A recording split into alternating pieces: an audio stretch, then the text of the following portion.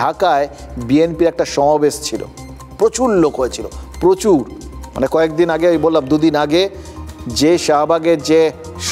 মানে একটা সভার আয়োজন করেছিল, এই ইউনূসের তত্ত্বাবধানে যে সভা হয়েছিল, সেখানে খুব লোক হয়নি, কিন্তু এই সভায় অসংখ্য মানুষ হাজির হয়েছিলেন তারেকুর রহমানের বক্তব্য শোনার জন্য, যাদের মধ্যে অনেকেই ছিল ছাত্র। এবার দেখুন, 1 বছর আগে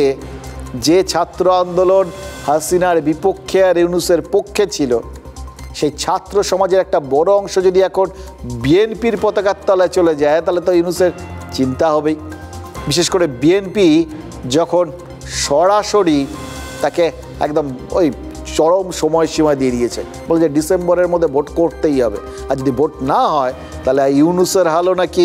হাসিনার মতোই হবে। এটা শুনে কি মনে হচ্ছে জানেন তো, আমরা ভারতীয়রা নই,